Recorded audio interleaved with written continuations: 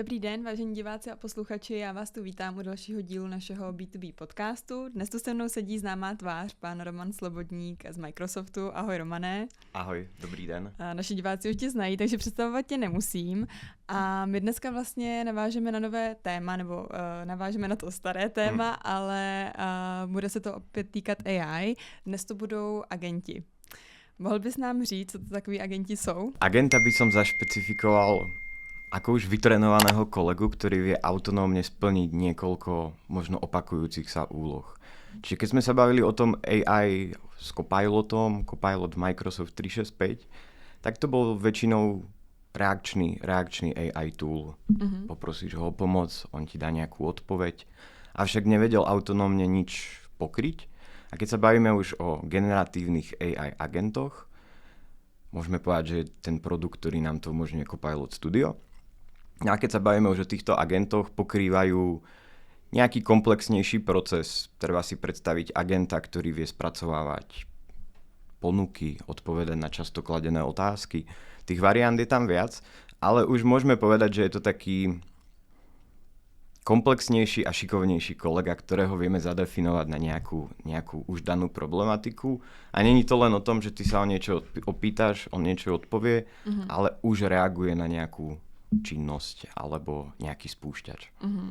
Dokázal by si vyjmenovat typy agentů, které mohou firmy používat? Tam je krásne to, že vlastne v tej agentickej dobe, generatívnej agentickej dobe, ak tak môžeme komplexne povedať, komplikovane, tak sme sa dostali do bodu, že aktuálne ja aj keď sa stretávam už s tým užívateľom alebo s tou firmou, ktorá to chce využiť, tak je to taký proces, že často sa pýtame, čo ich trápi, čo je taký repetitívny úkol, na čom ich oddelenia trávia najviac času. Čiže skôr sa snažíme identifikovať ten problém a ten agent, viem si predstaviť, že môže byť de facto nastavený skoro na všetko. Hej, môže to byť licenčný agent, ktorý spracováva e-maily z helpdesku, môže to byť onboardingový agent pre HR oddelenie, ktorý možno riešia časté otázky nových členov spoločnosti a sú naozaj, akože môžeme povedať, opakujúce sa. A viem si predstaviť, že pre toho človeka, ktorý možno musí každý deň odpovedať na tú istú otázku 5 krát, tak potom dojde k tomu, že ho to až tak nebaví. Takže skôr nám to má pomôcť v rôznych aspektoch toho firemného prostredia a môže to byť od tvorenia tendrov, tvorenia poznámok, marketingových článkov a tak ďalej. A jak moc musí být ta firma technická, aby to zvládla nasadit takového agenta? No, ono je krásne na tom, že my sa teraz moc nebudeme baviť o tom, ako technicky je to náročné. Dojdeme k tomu, že pre tú spoločnosť by malo byť aj dôležité mať správne zorchestrované dáta. A to bude asi to najdôležitejšie. Vyriešiť tie prístupy a tak ďalej.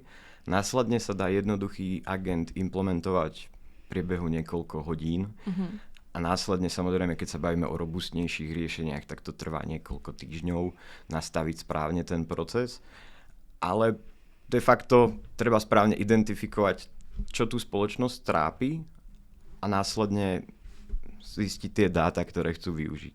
Hej, je to tak trošku ťažšie to znie, ale tá orchestrácia dát je u tohto AI strašne dôležitá, aby ja som nemal prístup možno k dátam, ktoré pre moju prácu nie sú dôležité, aby mi ten prístup zanikol, keď už nebudem pracovať v tej spoločnosti a tak ďalej. Pretože to AI je v tom také nemilosrdné. Ak ja mám prístup k nejakým dátam, ku ktorým nemám, tak to AI to vyhodnotí v priebehu pár sekúnd. Takže určite je dôležitá orchestrácia dát a správne určiť ten problém, ktorému by sme sa chceli venovať. A co by si doporučil, co se týče těch přístupů firmám, na co si mají dávat pozor? Určite je tam ten prístup s tými dátami. Hej, akože fakt si k tomu sadnúť, pozrieť si kto kde má aký prístup a určite to AI nedať len do produkcie. Odporúča sa vždy si nájsť nejakého AI ambasádora. Aktuálne to aj pri implementáciách väčšinou tak funguje, že si povieme, že spúšťame spoluprácu s týmto agentom, bude to jednoduchší agent, tento kolega bude kontrolovať jeho výkonnosť a následne to potom vyhodnotíme. Čiže určite by som odporučil možno aj vytvoriť nejakého AI ambasádora, AI lídra, niekoho, kto tomu bude vzlížet, dávat na to pozor. No. Asi se shodneme, že ty agenti jsou na takové ty opakující se procesy spíše, tak jak to funguje? Jak se to jako nastavuje?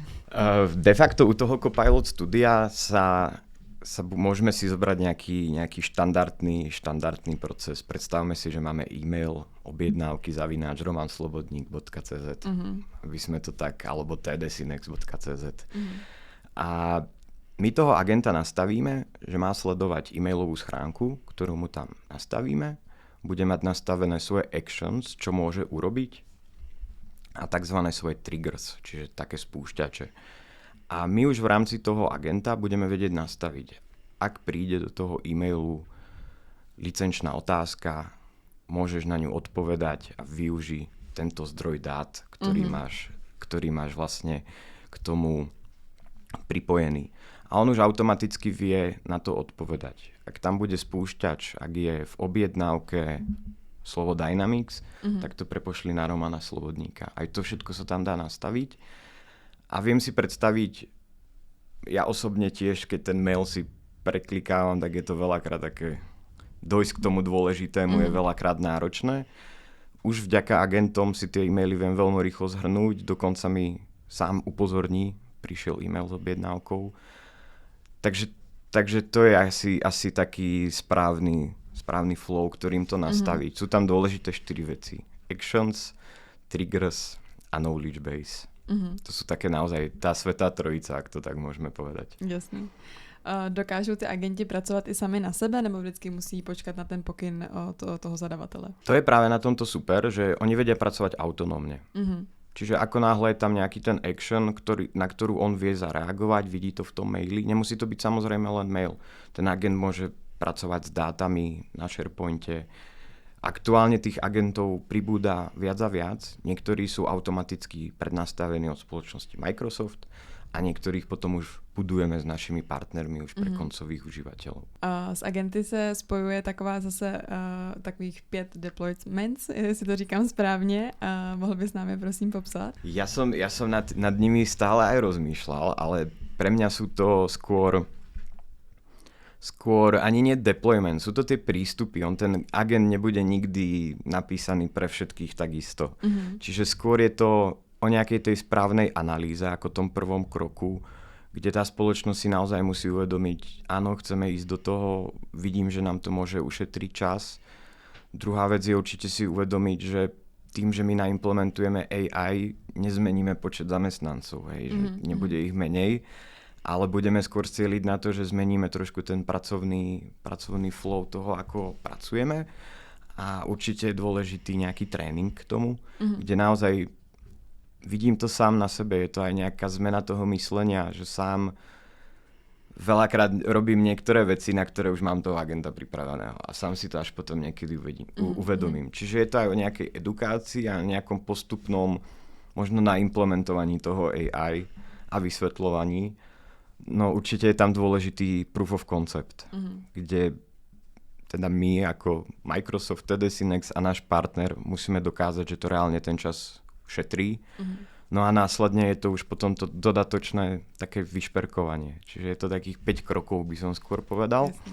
Ale no a u toho posledného kroku, keď tie prvé 4 sú správne, ako by som povedal, aplikované, tak u toho 5. vznikne taký AI boom, že tí zamestnanci sami začnú vymýšľať tých agentov a ja sám som veľakrát prekvapený, aká mi príde žiadosť o vytvorenie agenta alebo o pomoc agentom. Osobne si veľakrát poviem, mňa by toto ani reálne nenapadlo. Takže, no, tak řekneš nám nejaký príklady? To hlavne docela zajímá. Napríklad sme teraz spracovávali agenta, ktorý pre jedného nášho partnera, vždy keď príde e-mail s nejakou požiadavkou, tak ten agent vyhodnotí automaticky tú spoločnosť. Môžeme si povedať, že by ste to boli vy.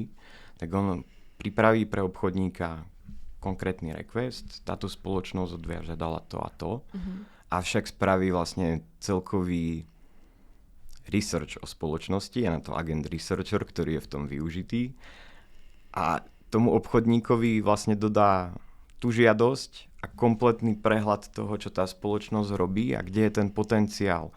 Čiže ten partner má zadefinované to, čomu sa venuje a následne ten agent hľadá vlastne možné implementácie u toho koncového zákazníka. Čiže reálne mu príde e-mail, oslovilo nás smarty.cz, je to distribútor a mohlo by ho zaujímať to, čo ty robíš. A ten človek už vlastne reálne dojde len k tomu, že nemusí nad ničím až tak rozmýšľať.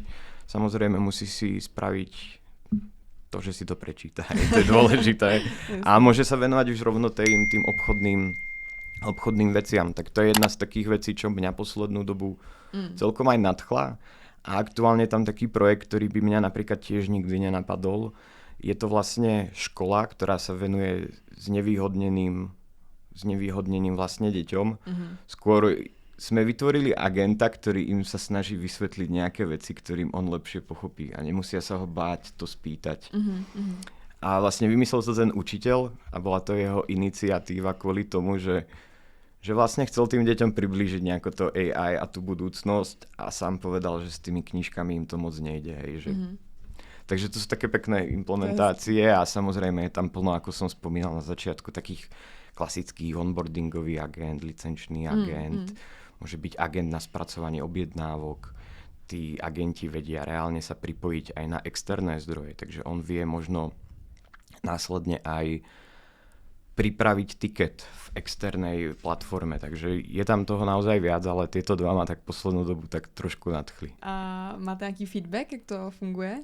Jak sú s tým spokojení? Feedback, myslíš konkrétne o týchto dvoch? Áno. Áno. Tak u toho partnera to implementujeme, nejak to testujeme, ale zatiaľ sú tam dobré výsledky.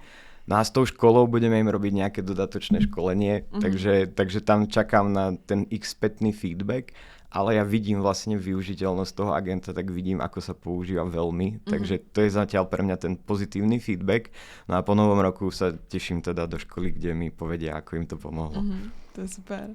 A jak ty sám využíváš tady ty agenty? Nějaké příklady od tebe? Snažím sa ich mať pripravených de facto skoro na každý proces. A snažím sa, aby boli nejak zautomatizovaní. Poslednú dobu je toho viac a viac, čo sa týka informácií.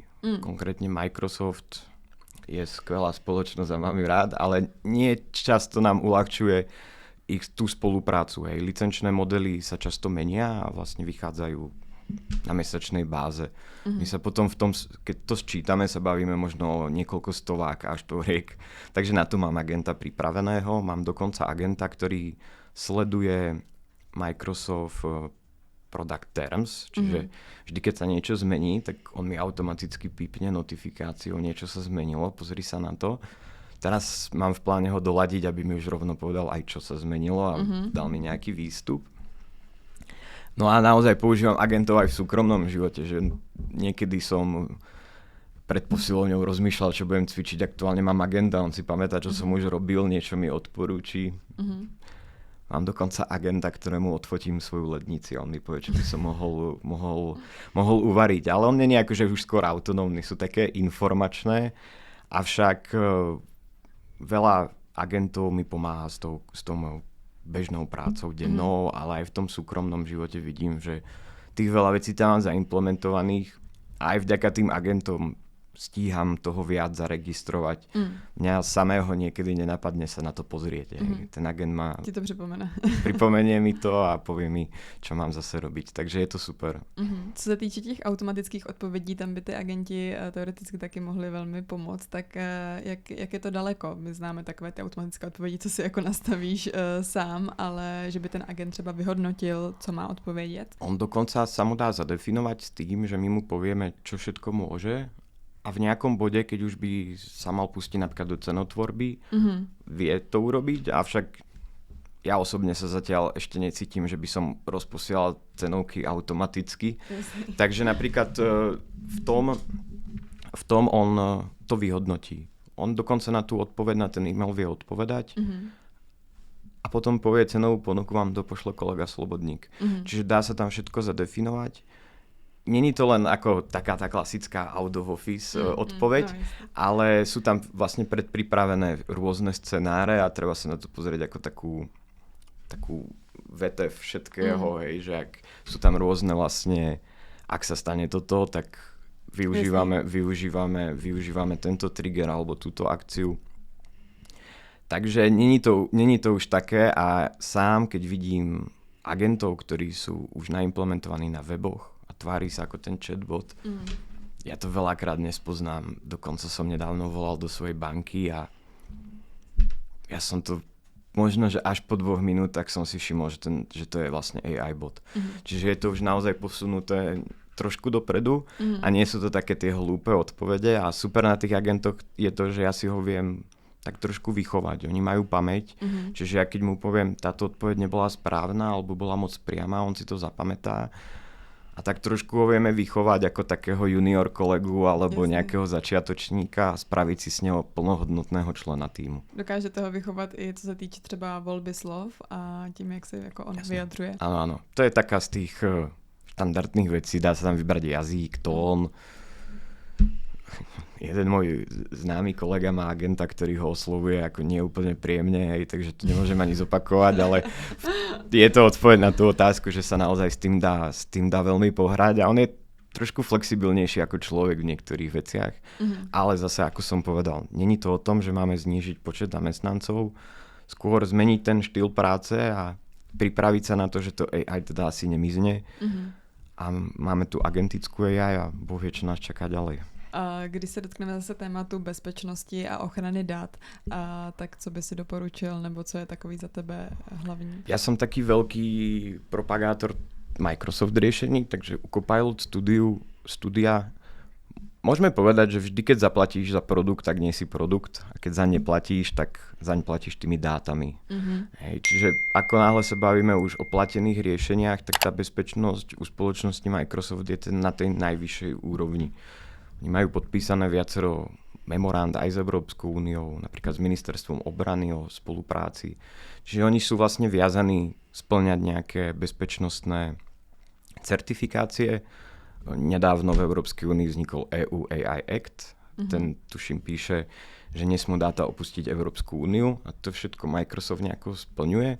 Samozrejme tie datacentrá niekde bežia, kde sú tie dáta. V tomto prípade to vieme jednoducho eliminovať, je to Varšava alebo Amsterdam. Väčšinou je to Amsterdam. A tam sú všetky tie dáta, na ktoré sa splňajú vlastne všetky európske nutné certifikácie, NIS2, ISO a tak ďalej. Čiže práve u toho Microsoftu by som ja povedal, že sa o tie dáta až tak nebojím a skôr u tých menej, akože u tých zadarmo riešení je ako viac ako jasné, že tie dáta idú úplne niekde na vyhodnocovanie, ale u Microsoftu by som sa o tie dáta nebal. De facto veľa spoločností už využíva tú ich infraštruktúru, čiže už majú SharePoint nastavený, hej. Používajú Office balíček teda a to všetko je na nejakej cloudovej báze a všetko už teda musí spĺňať tie veci. Ja by som sa skôr zameral na tú internú bezpečnosť. Zase sa vraciame k tým orchestráciám dát, ale tam vidím ja to najväčšie riziko. Že vlastne aj tie dokumenty treba správne uložiť na správny SharePoint. Veľakrát to vidím. Vo Worde máš napríklad štítkovanie, kde ten dokument môžeš spraviť confidential, public, pre všetkých dostupný. A s tým by som hlavne pracoval, lebo potom to AI vlastne využíva dáta z toho SharePointu a ak nie sú správne úplne zaorchestrované, tak sa môže dostať niečomu, čo ich bude buď mýliť, alebo poskytovať chybnú odpoveď. Chtěla bych se zeptat, jak by tyto agenti mohli pomoct třeba e-shopům, když jsme u tady toho tématu. U e-shopov si to samozrejme viem predstaviť a napríklad je veľa e-shopov, možno, že aj vy využívate nejakého AI agenta, o ktorom nevieme, takže u e-shopov vieme vlastne vyhodnocovať tie objednávky. Nie je to úplne možno aj Copilot Studio, ale sú potom vlastne rôzne riešenia od Dynamics 365, napríklad Customer Insights, ktorí už potom reálne sledujú správanie zákazníka na webe. Krásny príklad je, keď som si nedávno niečo niekde na internete kupoval a vyhodnotil som to, že to nepotrebujem. Tak ráno mi prišiel e-mailom promokód na 25% a to je napríklad vyhodnotenie toho AI riešenia od toho Customer Service. Super. Čiže on si všimol, že ja som to proste nechal v košíku, tak automaticky mi prišiel ráno promokód a tí agenti sa dajú vlastne nastaviť rôzne. Štandardný je ten chatbot na webe, kde my využijeme nejaké manuály, môžeme využiť. reálne sme nastavovali aj pár technických agentov, kde potom boli to technickí ľudia, ktorí reálne v tej spoločnosti nemali ani počítač. Bol to naozaj technik, ktorý sa špecializoval na špecifickú elektrickú vec, aby som to tak nepresne povedal. A on reálne využíval toho agenta na to, že mu vyskakovali na tých servisných boxoch, ktoré on opravoval, rôzne vlastne komplikované odkazy na error chyby. A my sme vytvorili agenta, ktorého mal vo WhatsAppe, cez to sa vedel pripojiť a využíval vlastne ten knowledge base. Čiže aj technik už, ktorý bol vlastne v tom fielde, ak to tak môžem povedať, tak aj tento vedel využiť a je tam vlastne široká škála toho. My nad tým, keby sme teraz začali uvažovať, vieme pripraviť agenta pre reklamácie. Určite máte reklamačný e-mail, vedel by to automaticky spracovať, prípadne vyhodnotiť, od ktorého výrobcu ten produkt pochádzal a vlastne informovať daného obchodníka, ktorý to možno rieši. A záleží vždy podľa tých procesov. Dokonca môže byť agent, ktorý by vedel možno pripraviť marketingové texty pre nové produkty. Možno ak by sme ho naučili ten proces pridania na web, zvládol by to. Takže je tam toho nespočetne veľa a tam ono je to aj tak zvláštne obchodne a väčšinou sa strašne veľa pýtam, keď prídem na taký ten prvý meeting o budovaní toho agenta, tak mám strašne veľa otázok a potrebujeme vlastne navnímať väčšinou ten problém. Ale takto hneď z patra ma napadlo tých pár a verím, že by sme prišli určitě na mnoho jiných. Jak říkáš, že to opravdu jako široké využití a ty lidi možná často jako nevědí, jak to mají uchopit. Co by si doporučil těm firmám, když implementují tady ty agenty, tak jak mají postupovat potom ohledně té knowledge těm zaměstnancům? My jako u nás v TD Synex máme aj našu akadémiu, TD Synex Academy, čiže chodíme aj školiť potom tých ľudí, robiť nejaký ten post-sale, ale vždycky ja odporúčam vybrať pár ambasádorov, takisto aj ja som nejaký ambasádor v TD Synex a videl som to aj na sebe, ja som veľa tých vecí začal používať, trošku mi to zlepšilo ten môj workflow, párkrát som sa pochválil kolegom a tak trošku sa to potom rozšírilo. Takže to by som ja odporúčal, vybrať si nejakých AI ambasádorov, zaplatiť im možno nejaké školenie. On môže interne preškoliť tých kolegov, možno si pripraviť nejaký plán tej AI implementácie. Ono najjednoduchšie na tom celom je kúpiť si tú licenciu a potom je dôležité ju využívať a učiť sa, ako ju využívať. Presne tak, to je dosť dôležité. Takže ja by som odporúčal riadiť nejak organizovane ten implementačný proces a následne aj to využitie a možno si vytvoriť aj AI oddelenie. Alebo kolegov, ktorí budú tí nadšenci, ambasádori. Yes, děkuju. Moje poslední otázka se týká budoucnosti samozřejmě. Na co se můžeme těšit v budoucnu? Tých agentov bude len pribúdať. Už to nedávno bol Microsoft Ignite v San Francisku, kde som teda ja bohužiaľ nebol, ale bol tam môj kolega a v rámci tých noviniek tých agentov stále pribúdalo viac a viac. Boli tam agenti na compliance, ktorí už budú predpripravení. Čiže tých agentov môžeme brať v dvoch rovinách. Ten Microsoft ich bude pre nás chystať, dávať ich do produkcie a zároveň sú potom tí špecifickí. Čiže dôležité asi povedať, že tá agentická doba sa asi neplánuje zastaviť, bude to len viac a viac rozšíriteľné. Ja by som úplne neváhal s tou implementáciou. On sa dá vybrať veľmi jednoduchý agent, ktorého sa dá naimplementovať v priebehu hodiny a následne ho vieme ladiť, vieme sa s tým tak trochu hrať a sami tí ľudia, ktorí ho budú využívať, to potom ohodnotia kladne. No a čo si pre nás chystá AI doba, uvidíme. Viem, že sme v tej agentickej dobe, viem, že sa plánuje aj AGI, kde by mal byť to AI už možno múdrejšie ako ľudia a to je asi tá budúcnosť. Dneska, ako nahrávame tento podcast, tak máme internetový výpadok, takže jo. Takže Boh je... Ideální doba na nahrávání tady toho tématu. Presne tak. Takže skôr chcem povedať, že uvidíme, čo nás bude čakať v budúcnosti. Vnímam to, že tá infraštruktúra sa musí dobudovať. Aj v Čechách sa bude stavať AI Factory pri Ostrave. Takže ja pevne verím, že sa vybuduje infraštruktúra a budeme sa možno vedieť posunúť na ten ďalší krok, ale aktuálne sme v tej dobe agentické a myslím si, že v najbližších 2 rokoch sa budeme baviť na tejto úrovni a uvidíme, čo si pre nás teda prichystá budúcnosť. Ja som stále obhajca toho, že AI mení skôr spôsob toho nášho žitia, ako že by nám mal ukradnúť prácu a úplne nás nahradiť. No a dúfam, že to tak aj bude a ja v to teda pevne verím a necháme sa prekvapiť. Necháme sa prekvapiť a pevne verím, že keď sa na budúce stretneme, tak sa nič z toho výrazne nezmení vo forme, že by nás to malo nahradiť tú našu prácu. Tak moc děkuju, za mě jsou to všechny otázky. A chceš ještě ty něco dodat? Ja len ďakujem za príjemný rozhovor. Vám ďakujem za váš čas. A možno by som dodal, ak by ste hľadali pomoc s tými agentami, alebo by ste sa chceli o tom porozprávať, určite v TD Synex radi pomôžeme. Máme na to dokonca interne presaleových ľudí, ktorí sa venujú stavbe tých agentov.